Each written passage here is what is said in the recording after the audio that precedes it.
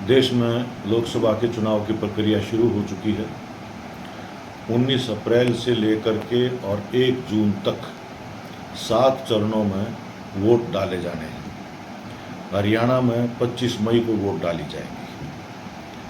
ये लोकसभा के चुनाव हमारे देश के लिए एक निर्णायक महत्व के चुनाव होंगे। पिछले 10 साल से मोदी सरकार केंद्र के अंदर जिसका शासन चल रहा है, उसके अनुभव के आधार के ऊपर ये आज स्पष्ट हो चुका है कि देश में हमारे संवैधानिक ढांचे को अगर बचाए रखना है, देश में लोकतंत्र धर्मनिरपेक्ष गणराज्य को अगर बचाए रखना है, जो हमारे पुरखों ने बेशकीमती कुर्बानियाँ दे करके अंग्रेजी साम्राज्यवाद के खिलाफ देश में एक संवैधानिक लोकतांत्रिक जनतांत्रिक एक व्यवस्था जो कायम की थी, अगर उसको बचाना है तो भारतीय जनता पार्टी को हराना बेहद ज़रूरी है। ये देश को बचाने का सवाल है। ये लोकसभा का चुनाव देश के भविष्य को तय करेगा। इस अहमियत को देखते हुए हमें इस समय के ऊपर जो पिछले 10 साल से जो मोदी की सरकार जो आज भी बड़ी बड़ी गारंटियों की मोदी की गारंटी की बात कर रहे हैं, लेकिन सच्चाई ये है कि इनका पूरे 10 साल का शासन का इतिहास लोगों के साथ छलावे का, छल का, कपट का और विश्वासघात का कहानी आप 10 साल का ये शासन इस रूप में याद कर सकते हैं। आप याद कीजिए कि किस तरह से अच्छे दिन का सपने जगा करके ये सत्ता में आए थे 2014 के अंदर। किसानों के लिए इन्होंने कहा था स्वामीनाथन की रिपोर्ट लागू करेंगे, लागत से 1.5 गुना मूल्य के ऊपर फसलों की खरीद होगी, हर नौजवानों को रोज़गार के लिए हर साल 2 करोड़ रोज़गार देंगे, महंगाई कम करेंगे, अपराध कम करेंगे, काला धन को ख़त्म करके 15-15 लाख प्रत्येक परिवार को मिलेगा, और इसी तरह से भ्रष्टाचार मुक्त भारत, जो भी इन्होंने गारंटियां दी थी, जो वादे किए थे, इसके बिल्कुल उल्टा किया गया है। लोगों की रोजी रोटी, देश की संवैधानिक व्यवस्था, तमाम संवैधानिक संस्थाओं के ऊपर उनको बिल्कुल आज ध्वस्त किया जा रहा है। और इस तरह से भ्रष्टाचार को भी इन्होंने कानूनी रूप प्रदान करके लूटा है और लुटवाया है। अपने यार पूंजीपतियों को पूरे देश का जो सार्वजनिक ढांचा जो हमारी देश की आर्थिक संप्रभुता के लिए खड़े किए गए थे, उसको चोट पहुंचाई गई है। और अपने यार पूंजीपतियों को, चंद घरानों को, बड़े देश विदेश के पूंजीपतियों को नीतियां बना करके बाकायदा उनके हवाले किए गए हैं। अब इसके ऊपर हम विस्तार से नहीं जाएंगे। सब जानते हैं कि किस तरह से नियम कायदों को तोड़ मरोड़ करके हवाई अड्डे, बंदरगाहें, तमाम कोयले की खाने, बिजली के उत्पादन, रिटेल ट्रेड, सब चीज़ें अपने यार पूंजीपतियों को दी हैं। और जनता की मेहनत से, उनकी बचत से खड़ा किए गए जो बैंक की व्यवस्था है, उनका जो पैसा ले करके अपने यार पूंजीपतियों के कर्जे माफ़ किए हैं। इन सालों में 17,46,000 करोड़ रुपए के मोदी की सरकार ने इन कॉरपोरेट बड़े पूंजीपतियों के बट्टे खाते डाल करके कर्जे माफ़ किए हैं। वहीं साथ में आम जनता, गरीब जनता, जिनके लिए बड़ी बड़ी बातें आज भी की जा रही हैं, छलावेपूर्ण बातें की जा रही हैं, सिर्फ तेल पर, पेट्रोल, डीजल, गैस पर टैक्स बढ़ा करके इस सरकार ने 28,33,000 करोड़ रुपए जनता से लूटे हैं और अपने यार पूंजीपतियों को फायदे पहुंचाए हैं। उनके टैक्स माफ किए गए हैं, उनके टैक्सों में छूट दी गई है, आम जनता के ऊपर टैक्स की मार की गई है। ये हमारे सामने है। आज देश में भयंकर बेरोजगारी है। 42% आज देश के जो ग्रेजुएट है, उच्च शिक्षा प्राप्त नौजवान है, वो आज बेरोजगार है। तमाम एजेंसियां इसकी रिपोर्ट कर रही हैं। देश की आज़ादी के बाद पहली बार इतनी भयंकर बेरोजगारी है, भयंकर महंगाई है, आम आदमी तराही तराही कर रहा है। उन सब मसलों पर आज ये सरकार जनता का ध्यान बटाने के लिए, ताकि आसानी से इस देश को लूटा जा सके, अपने यार पूंजीपतियों के हवाले किया जा सके, लोगों को भरमाया जाए, लोगों को बांटा जाए, धर्म के नाम पर, जाति के नाम पर ध्रुवीकरण, पाड़ेबंदी खड़ी करने के लिए तमाम तरह की छूट इन्होंने अपने ऐसे हथियारबंद दस्ते खड़े किए गए हैं जो देश में नफरत और हिंसा भड़का करके आज आपराधिक कार्रवाइयाँ कर रहे हैं। कहीं गौ रक्षा के नाम पर, कहीं धर्म परिवर्तन के खिलाफ, कहीं लव जिहाद के लिए धर्म रक्षा के नाम पर विभिन्न तरीकों से देश को आज बर्बाद किया जा रहा है। तमाम हरियाणा हो, देश के अनेक राज्य हों, पूरी तरह से सरकारों के संरक्षण में गुंडा वाहिनी, हथियारबंद दस्ते जो आज पूरे देश में आतंक मचाने का काम कर रहे हैं, ये एक स्थिति आज देश की पैदा कर रही है। आज मणिपुर जल रहा है, देश के प्रधानमंत्री को कोई फुर्सत नहीं है उसके ऊपर कोई चर्चा करने की, लेकिन दूसरी तरफ कहता दुनिया में डंका बज रहा है। ये है डंका हिंदुस्तान का। तमाम जनतंत्र आज हमारे देश का, पत्रकार, कितने सारे बुद्धिजीवी, ऐसे कानून बनाए गए हैं जिसमें किसी को भी कभी भी गिरफ्तार करो, जेल के अंदर डालो। आज जो इनके खिलाफ जो बोलता है, जो विरोध करता है, जो इनसे असहमति रखता है, असहमति कोई देशद्रोह का कानून बना दिया, देशद्रोह के तहत अंदर किए जा रहे हैं। आतंकवादी निरोधी कानून के तहत ऐसे ऐसे लोग जो अपंग हैं, अपाहिज हैं, बड़े बड़े बुद्धिजीवी हैं, जो अपने खुद टॉयलेट नहीं जा सकते, पानी उठा करके नहीं पी सकते, उनको अंदर जेलों में सड़ाया गया, जिंदा मरे हैं और जमानत तक नहीं मिलती है। अपोजिशन पार्टी के नेताओं को या तो उनको कहा जा रहा है कि बीजेपी में आओ, नहीं तो जेल जाओ। अनेकों, सैकड़ों, हजारों केस हैं जो बीजेपी ने विपक्षी पार्टियों के नेता जिनके ऊपर आरोप लगाए थे, जिनके ऊपर मुकदमे थे, जिन पर कार्रवाइयां चल रही थी, आज जो मोदी कहता था भ्रष्टाचार के खिलाफ मोदी की कार्रवाई की गारंटी, आज वो तमाम के तमाम भ्रष्टाचारी मोदी की पार्टी में आए हैं और उनको तमाम मुकदमों से राहतें प्रदान की गई हैं। जब कोई अपोजिशन में है तो उनके खिलाफ चुनाव प्रक्रिया चल रही है, उसके बावजूद भी पहली बार देश के अंदर हम देख रहे हैं कि चुने हुए मुख्यमंत्री को भी आज जेलों के अंदर डाला गया है। अपोजिशन को, ताकि विपक्ष को तोड़ा जा सके, उनको उन विपक्ष हीन एक भारत, अगर विपक्ष नहीं होगा तो भारत में लोकतंत्र कैसे रहेगा। हम देख रहे हैं कि किस तरह से पार्लियामेंट के अंदर भी बिना बहस के आज कानून बन रहे हैं। विपक्षी नेताओं को, सांसदों को थोक में उनको सबको सस्पेंड करके बाहर कर रहे हैं और लगातार बजट तक भी 10 में से 6 बजट बिना बहस, बिना चर्चा के पास किए गए। अनेकों कानून ऐसे पास किए गए हैं, खेती के संबंधित कानून बिना बहस, बिना चर्चा के वो पास किए गए। श्रमिकों के लिए जो अपन लड़ाइयाँ लड़के इस देश के अंदर श्रमिकों ने आज़ादी के आंदोलन से लेकर के बाद तक जो उनके पक्ष में जो थोड़ा बहुत काम के घंटे, न्यूनतम वेतन, सामाजिक सुरक्षा, दुर्घटना लाभ, इन तमाम कानूनों को आज रद्दी की टोकरी में डाल करके और लेबर कोड्स पास किए गए, ताकि अपने कॉरपोरेट पूंजीपति उनका दोहन कर सकें, उनकी ज़्यादा से ज़्यादा मेहनत को लूटा जा सके। 8 घंटे की बजाय 12-12 घंटे काम, कोई रोजगार पक्का नहीं, कच्चे हैं, ट्रेनी हैं, इंटर्न्स हैं, और इस तरह से सरकारी नौकरियां, बस भयंकर बेरोजगारी है। 25 लाख नौकरियां केंद्र सरकार के निकायों के अंदर खाली पड़ी हैं, भरी नहीं जाए। उनकी जगह इसी तरह हरियाणा में 2 लाख खाली पड़ी हैं, भरी नहीं जा रही हैं। लेकिन ऐसा बना दिया कि कच्ची नौकरी की एक पक्की व्यवस्था, रोजगार कौशल निगम के नाम पे हरियाणा के अंदर तमाम हमारे नौजवान पढ़े लिखे, PhD किए हुए दर दर की ठोकरें खा रहे हैं, लेकिन कच्ची नौकरी है, कम से कम वेतन के ऊपर ज़्यादा से ज़्यादा काम लेने जा रहे हैं। इसी तरह से प्राइवेट सेक्टर के अंदर है। तो पूरी तरह से आज देश के स्तर के ऊपर इन्होंने देश की जनता को, उसके संसाधनों को, सार्वजनिक संसाधन, प्राकृतिक संसाधन, उनको लूटा है और अपने यार पूंजीपतियों के मुनाफे बढ़े हैं। आज देश में पूरी दुनिया के अंदर यह डंका है कि भारत देश दुनिया का सबसे असमानता वाला देश बन चुका है। यानी कि देश में जो दौलत है उसका 40% हिस्सा सिर्फ 1% लोग उनके मालिक बन गए, और जो देश को दौलत पैदा करने वाले मजदूर और किसान हैं, जो आबादी का 50% नीचे की गरीब आबादी जो मेहनतकश है, उनके जिम्मे पूरे देश की दौलत का सिर्फ 3%।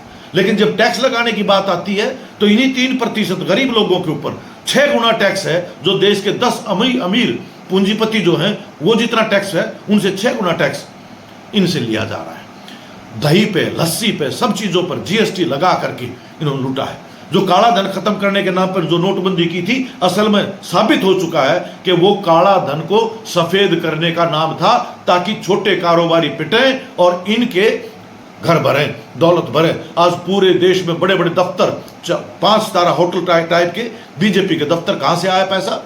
आज ये भ्रष्टाचार को जिस तरह से इन्होंने कानूनी जामा पहनाया, ये जो सुप्रीम कोर्ट ने अभी फैसला सुनाया इलेक्टोरल बॉन्ड, उस समय पे भी हमारी पार्टी ने कहा था कि ये जो चंदा का जो धंधा है ये देश में लोकतंत्र को कमजोर करेगा। ये फर्जी कंपनियों की तरफ से बाहर से काला धन आएगा पूंजीपति राजनीतिक दलों के पास, और वो आज प्रमाणित हो चुका है।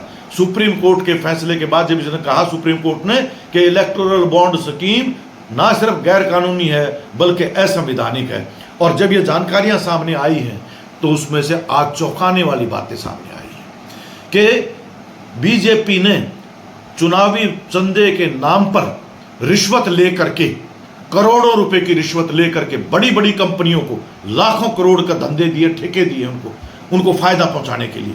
अनेकों कंपनियां हैं ऐसी जो घाटे में चल रही हैं, लेकिन उनको करोड़ों रुपए में चंदा दे रखा है।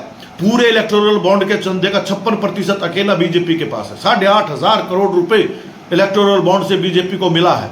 ऐसी कंपनी जो घाटे में चल रही थी वो भी चंदा दे रही है। कहां से आया ये पैसा? ऐसी कंपनियां जिनको अभी नई नई कंपनियां हैं, हमारे देश में कानून है कि 3 साल जिनकी कंपनियों को मुनाफे में चल रही वही चंदा दे सकती है राजनीतिक पार्टियों को, लेकिन 1 साल भी पूरा नहीं हुआ। किसी को 1 साल हुआ है, जिनकी कुल लागत इतनी नहीं है उससे ज्यादा वो चंदा दे रहे हैं। तो ये पैसा कहां से आया?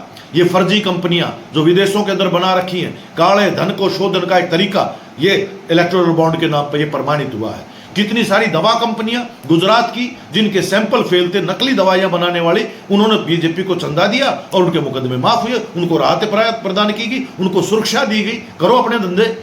ऐसी अनेकों आज उजागर हुए हैं। इसी तरह से प्रधानमंत्री केयर फंड कोरोना के टाइम पे आपदा का अवसर फायदा उठा करके वो ट्रस्ट बनाया गया। उस ट्रस्ट को प्रधानमंत्री उसका चेयरमैन है, कैबिनेट के मंत्री उसके मेंबर हैं, सरकार का पैसा उसके अंदर डलवाया गया, कर्मचारियों की तनख्वाह उसके अंदर, मेंबर पार्लियामेंट के वेतन भत्ते उसके अंदर, तमाम तरह का पैसा उस ट्रस्ट के अंदर आया। कहाँ कितना पैसा कहाँ से आया, कहाँ किसके लिए खर्च किया गया, इसकी कोई ऑडिट नहीं हो सकती।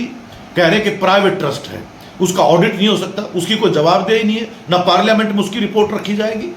ये सारे सवाल हैं। आज ये सब का सब उजागर हो चुका है कि देश के इतिहास में सबसे भ्रष्टतम सरकार ये सरकार साबित हुई है, और इसके प्रमाण है, उजागर हो चुके, इसकी जांच होनी चाहिए। ईडी, सीबीआई, आईटी, इन सब का अगर स्वतंत्रता से काम करें तो इसके ऊपर कार्रवाई होनी चाहिए। बजाय इसके इन तमाम सेंट्रल एजेंसी जो केंद्रीय एजेंसी है, सीबीआई है, आईडी है, आईटी है, ईडी है, इन सब का आज बीजेपी की जैसे पार्टी की हो ये एजेंसी इस रूप में काम कर रही है, और इनका दुरुपयोग सभी अपोजिशन पार्टीज के खिलाफ किया जा रहा है। आईटी सेक्टर भी अनेकों पार्टियों के खाते बंद, हमारी पार्टी का भी केरल के अंदर अभी, जबकि सुप्रीम कोर्ट के अंदर खुद आईटी कह चुका है कि हम ऐसी कार्रवाई चुनाव के दौरान नहीं करेंगे, लेकिन वहां पर भी हमारे त्रिशूर जिला पार्टी का वहां का खाता फ्रीज करने की बात कर दी गई, कांग्रेस के खाते फ्रीज करने की बात कर दी गई, और अन्य पार्टियों के चल रहे हैं। चुनाव के दौरान ये सब चल रहा है। इनको भयंकर खतरा है आज, क्योंकि ये हारने जा रहे हैं। हारेंगे तो इनके तमाम करतूत लोगों के सामने, इनके खिलाफ यही चीज जो आज उल्टी पड़ेगी, इनको जेल जाना पड़ेगा।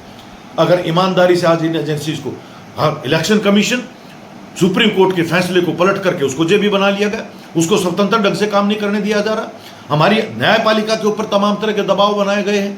आज पार्लियामेंट के ऊपर मैंने आपको चर्चा की है, किसी तरह से उसको स्वतंत्र ढंग से काम करने की नहीं दिया जा रहा। सवाल पूछना ही अपराध होगा, जो सवाल पूछते हैं उनको सस्पेंड किया जाता है, उनकी पार्लियामेंट की प्रोसीडिंग से उनकी बातें, उनके भाषण हटा दिए जाते हैं, मिटा दिए जाते हैं, वगैरह वगैरह। और इस तरह से सामाजिक न्याय के सवाल के ऊपर भी देखें तो आज देश में दलितों पर, आदिवासियों पर, माइनॉरिटी पर, प्रवासियों पर, महिलाओं के ऊपर लगातार हमले बढ़ रहे हैं।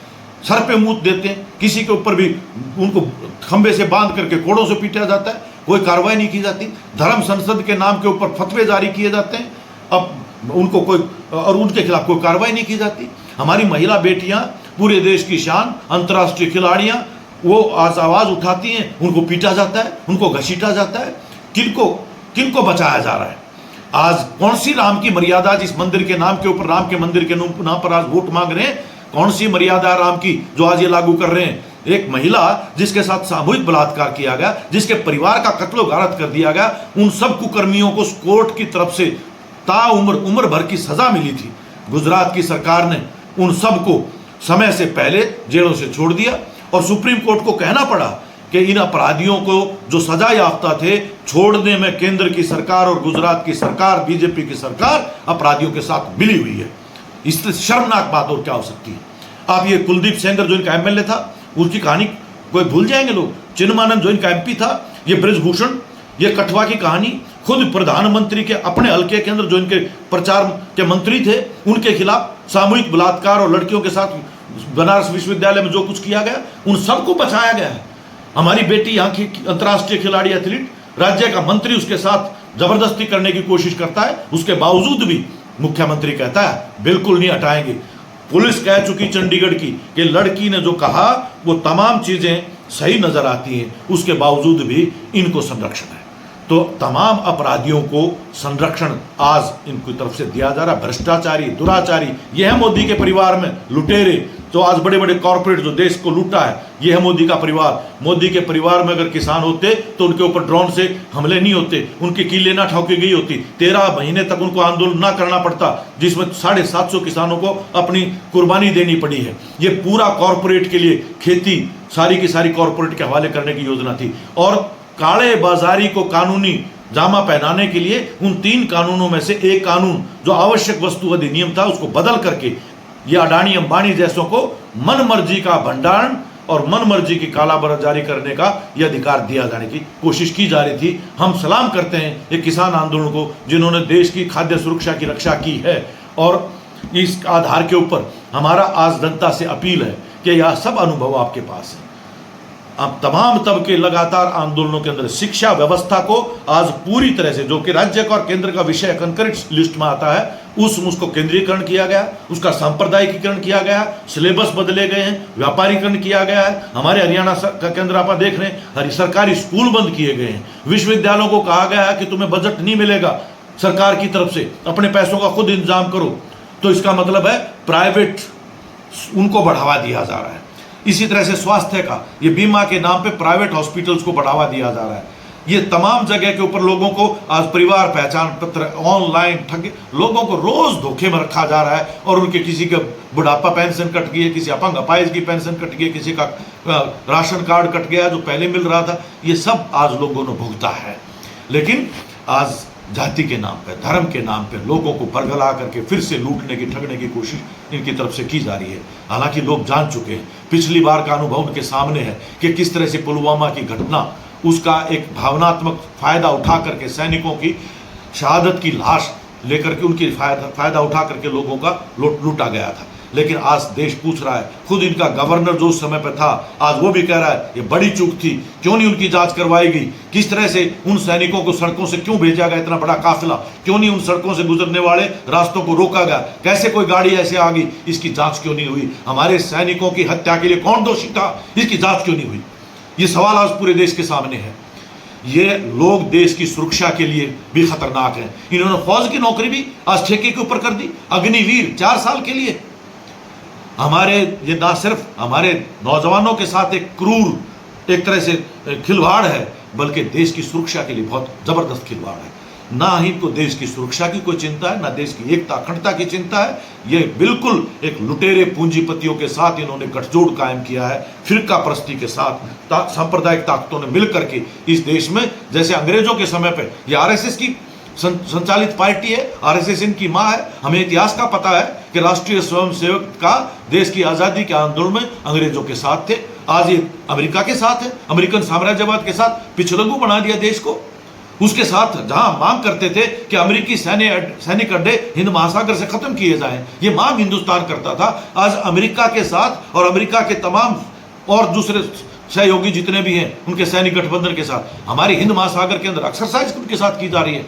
आज इजराइल के साथ जो जिसने फिलिस्तीन के ऊपर कब्जा कर रखा है, आज उस इजराइल से सबसे ज्यादा हथियारों का निर्यातक भारत देश बन चुका है। भारत का प्रधानमंत्री इजराइल जाता है लेकिन फिलिस्तीन में नहीं जाता। फिलिस्तीन के ऊपर आज लगातार बमबारी तहस नहस कर दिया गया, बच्चे महिलाएं मारी जा रही हैं। 70% उनमें से मरने वालों में से बच्चे और महिलाएं हैं। लेकिन अफसोस की बात है, पहली बार है हिंदुस्तान के इतिहास में कि वहां यूएनओ में, संयुक्त राष्ट्र संघ के अंदर प्रस्ताव आता है कि वहां शांति होनी चाहिए, वहां सीज फायर होना चाहिए, और भारत सरकार उस प्रस्ताव के समर्थन में वोट नहीं करती है, बायकॉट कर जाती है। खुल करके हमारा देश बोलता रहा है कि फिलिस्तीन को अधिकार है, उसकी स्वतंत्रता मिलनी चाहिए, लेकिन आज पूरी तरह से इजराइल और अमेरिका का पिछलग्गू देश को बना करके खड़ा कर दिया। बहुत ही शर्मनाक है आज हमारे देश के लिए। तो इन तमाम मसलों के ऊपर आज देश से अपील है कि ना सिर्फ बीजेपी को हराओ, बल्कि एक वैकल्पिक धर्मनिरपेक्ष सरकार का गठन किया जाए। और वैकल्पिक धर्मनिरपेक्ष सरकार गठन करते हुए ही संभव है कि जनपक्षीय नीतियां लागू की जाए।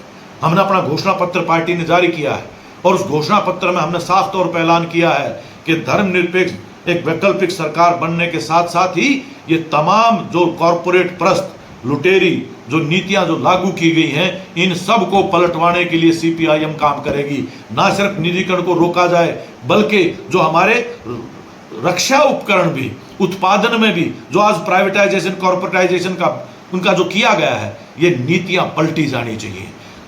देश के किसानों के लिए ना सिर्फ स्वामीनाथन किसान की रिपोर्ट के मुताबिक एमएसपी, न्यूनतम समर्थन मूल्य पर खरीद की गारंटी का कानून बने, बल्कि खाद्य सुरक्षा का कानून, उसको मजबूती दी जाए, पीडीएस को विस्तार दिया जाए। आज 5 किलो अनाज जो हमारे कानून के तहत बना था यूपीए के टाइम पे, वो 2 साल से वो अनाज हमारे कानून के मुताबिक मोदी की सरकार नहीं दे रही, लेकिन लोगों से मुफ्त अनाज के नाम पर वोट मांग रही है। जो हमारा अधिकार है कानून के तहत, खाद्य सुरक्षा कानून देश के तहत 5 किलो अनाज जो मिलना चाहिए प्रति व्यक्ति, 2 रुपए किलो गेहूं, 3 रुपए किलो चावल, 1 किलो मोटा अनाज, वो नई सरकार दे रही है। हमारी पार्टी का साफ तौर पे दावा कहना, वैकल्पिक सरकार बनेगी, उसमें 5 किलो मुफ्त अनाज के साथ साथ 5 किलो ये खाद्य सुरक्षा कानून के तहत 10 किलो प्रति व्यक्ति अनाज, और उसके साथ सिर्फ अनाज नहीं, बल्कि जैसे केरल सरकार एक मॉडल के रूप में पेश की है, पूरे देश में हम ये पीडीएस का विस्तार करते हुए तमाम आवश्यक वस्तुएं सस्ते दर पे सरकारी डिपो के ऊपर मिलना चाहिए। और इसके साथ ही साथ रोजगार को संवैधानिक अधिकार बनाया जाए, तमाम खाली पद भरे जाएं, मनरेगा के ऊपर डबल बजट को बढ़ाया जाए, और इस तरह से शिक्षा के ऊपर देश की टोटल जीएसटी का, टोटल जीडीपी का, देश की कुल कमाई का 6% शिक्षा के ऊपर खर्च करके सबको समान उच्चतम शिक्षा तक हर नागरिक को अधिकार क्यों नहीं मिलना चाहिए? शिक्षा का व्यापारीकरण बंद होना चाहिए। स्वास्थ्य के ऊपर, ये बीमा के नाम के ऊपर जो प्राइवेट सेक्टर को बढ़ावा दिया जा रहा है, इसके ऊपर पूर्णतः रोक लगाने के लिए हमारी पार्टी काम करेगी। और सुरक्षा, जो स्वास्थ्य देखभाल सुरक्षा, ये सरकार की जिम्मेदारी है। हर नागरिक को जीवन का अधिकार है, मौलिक अधिकार है, और उसके तहत हर आदमी, गरीब आदमी, मेहनतकश आदमी, उसको भी इलाज का वही अधिकार है जैसे अमीर लोगों को है। देश के खजाने का पैसा मंत्री लोग, बड़े बड़े नेता लोग, वो तो प्राइवेट फायदा उठाएं, विदेशों में इलाज कराएं, और लोगों को यहाँ नीचे डॉक्टर नहीं है, नर्स नहीं है, दवाइयाँ नहीं है। ये सबको अधिकार मिलना चाहिए। 5% देश की जीडीपी का, देश की कमाई का आज स्वास्थ्य के ऊपर खर्च किए जाने की जरूरत है। और इस तरह से महंगाई को कम करने के लिए ये जितने टैक्स जो इन्होंने लगाए थे पेट्रोल पर, डीजल पर, क्योंकि इनके टैक्स बढ़ने से ही महंगाई बढ़ी है, ये तमाम टैक्स घटाए जाएंगे, और अमीरों को जो टैक्स छूट दी गई, कॉर्पोरेट टैक्स, वो बढ़ेगा। और ना सिर्फ कॉर्पोरेट टैक्स, बल्कि उनके ऊपर संपत्ति कर, जो मैंने बताया कि 40% संपत्ति के मालिक 1% उनके ऊपर टैक्स लगना चाहिए। ना सिर्फ उनकी संपत्ति के टैक्स, बल्कि उत्तराधिकारी टैक्स। अब ये बड़े बड़े जो आज देखो, अंबानी का बेटे की सगाई है, खरबों रुपए पैसा लुटाया जा रहा, अश्लीलता के रूप में नजारा पूरा देश देख रहा है। इनके उत्तराधिकारियों को ऊपर टैक्स क्यों नहीं लगना चाहिए? उनके ऊपर ये अरबों की संपत्तियां जब ट्रांसफर होती है तो उसके ऊपर टैक्स लगना चाहिए। यहां से पैसा लेंगे, बड़े पूंजीपतियों के ऊपर टैक्स लगा के, संपत्ति टैक्स लगा करके, उत्तराधिकारी टैक्स लगा करके जनता के टैक्स के राहत दी जाए, और जनता के ऊपर पैसा शिक्षा पर, स्वास्थ्य पर, रोजगार पर वो दिया जाए। ये तमाम नौकरियां जो आज खाली पड़ी हैं, इनको भरा जाए। और ना सिर्फ इतना, बल्कि हमारा सब स्पष्ट दावा है कि ये जितने भी प्राइवेट सेक्टर के अंदर भी आज आरक्षण की व्यवस्था लागू होनी चाहिए।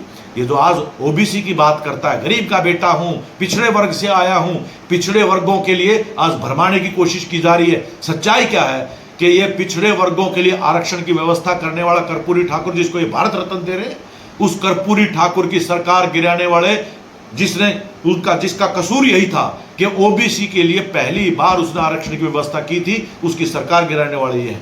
वीपी सिंह सरकार, जिसने मंडल कमीशन, हमारी सरकार भी, हमारी पार्टी का भी उसको समर्थन था, उस सरकार से समर्थन लेकर उसकी सरकार को गिराने वाले कौन है? मंडल कमीशन जब लागू किया गया, पिछड़ों के लिए जब आरक्षण की व्यवस्था लागू की गई, उस सरकार को गिराने वाले आज पिछड़ों के ठेकेदार बन गए। पिछड़े वर्गों की बात करते हैं, ये तमाम सफाई कर्मचारी, एक भी आज उनको पक्का नहीं किया जाएगा, उनके पद ही खत्म कर दिए गए, केंद्र सरकार में भी, राज्य सरकार के लेवल पर भी, और पैर धो करके लोगों को भरमाने की कोशिश कर रहा है। तो ये स्पष्ट है, आज ये जाति प्रथा के उन्मूलन के काम करने की बजाय जो हमारा संविधान कहता है, जिसके लिए अम्बेडकर लड़े थे, जिसके लिए हमारी पार्टियां लगातार आंदोलन करती रही है, इन्होंने तमाम देश को जातियों में बांटा है, अलग अलग जातियों को एक दूसरे के खिलाफ करना, इसी तरह से धर्मों को एक दूसरे के खिलाफ करना, इसमें है बीजेपी की राजनीति, बांटो और लूटो, ये है राज इनका। इसको आज बदलने की जरूरत है। देश को बचाना है तो बीजेपी को हराना है, और बीजेपी को हराना है तो एक वैकल्पिक धर्मनिरपेक्ष सरकार बनानी है। ये नफरत का धंधा बंद होगा। हम ये दावे के साथ कहते हैं कि ये जो जितनी भी प्राइवेट आर्मियां खड़ी की गई हैं, ये दस्ते हथियारबंद जो खड़े किए गए हैं, जो नंगे उघाड़े रूप में रोज दंदनाते फिरते हैं, इन नफरती दस्तों को बैन किया जाएगा। इसके की इजाजत नहीं दी जा सकती। ये कोई धर्म परिवर्तन के, लव जिहाद के जो जितने भी कानून हैं, या यूएपीए का कानून, ये देशद्रोह का कानून, एनएसए का कानून, ये सब कानून रद्द होंगे और वैकल्पिक कानून बनेंगे देश के स्तर के ऊपर। ये पीएमएलए के नाम के ऊपर, जिस तरह से धनशोधन के नाम पर विपक्षी पार्टियों को जो बनाया जा रहा है, ये और कुछ नहीं है। ये सब के सब इस बात के लिए बनाए गए हैं ताकि ऐसे लोगों को, विपक्ष को खत्म किया जा सके। भ्रष्टाचार के अगर खिलाफ लड़ाई होनी है तो ये तमाम धंधा जो मैंने आपके सामने किया, इनकी सुप्रीम कोर्ट की निगरानी में जांच हो। इलेक्टोरल बॉन्ड किस कंपनी ने कहां से आया, पैसा कहां से आया था, खरीदने वाला कौन, देने वाला कौन, किसको कितना फायदा पहुंचाया गया पैसों के बदले में, इन सब की सुप्रीम कोर्ट की निगरानी के अंदर जांच होनी चाहिए और तमाम को सजा होनी चाहिए। ये सब इसकी आज जरूरत है कि देश के स्तर के ऊपर देश की आत्मनिर्भरता को बचाए रखने के लिए, संप्रभुता को बचाए रखने के लिए आज जरूरत है कि वैकल्पिक नीतियां लागू हों, कॉरपोरेट प्रस्त नीतियां बदली जाए। तो ये कुछ चंद बातें हैं जो इस मौके के ऊपर आपको मेरी अपील है आपसे कि ये देश का आज मीडिया बिक चुका है। ये बड़े पूंजीपतियों का है, ये गोदी मीडिया है, ये गुलाम मीडिया है।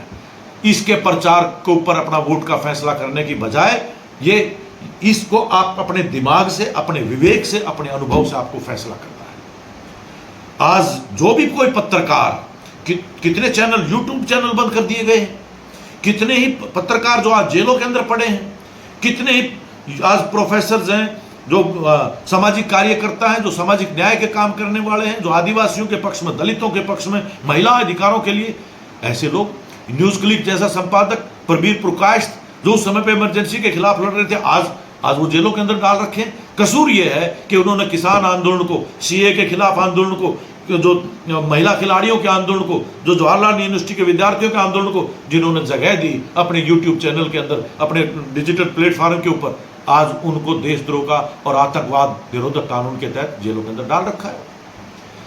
इस तरह से आज जरूरत है कि इस बीजेपी सरकार, एक तानाशाही की सरकार जो देश को हिटलरशाही की तरफ ले जाना चाहती है, इससे देश को बचाया जाए। देश की, और ना सिर्फ बचाया जाए बल्कि देश को बदला जाए, जैसा हमारे आज़ादी के आंदोलन के सूरमाओं ने जो सपना देखा था, भगत सिंह, सुखदेव जैसे लोगों ने देखा था, उनकी नीतियाँ देश में, जो अंबेडकर ने भी कहा था कि सिर्फ राजनीतिक आज़ादी नहीं बल्कि सामाजिक और आर्थिक समानता की लड़ाई, उसके लिए अपन आगे ये एक वैकल्पिक सरकार बना करके उसके लिए काम करने की ज़रूरत है। इसलिए नारा स्पष्ट तौर पर है, बीजेपी हराओ, देश बचाओ, और इसके साथ ही साथ वामपंथ की ताकत को बढ़ाओ और एक वैकल्पिक धर्मनिरपेक्ष सरकार का गठन करो ताकि जनपक्षीय नीतियाँ लागू की जा सकें। आपका बहुत बहुत धन्यवाद।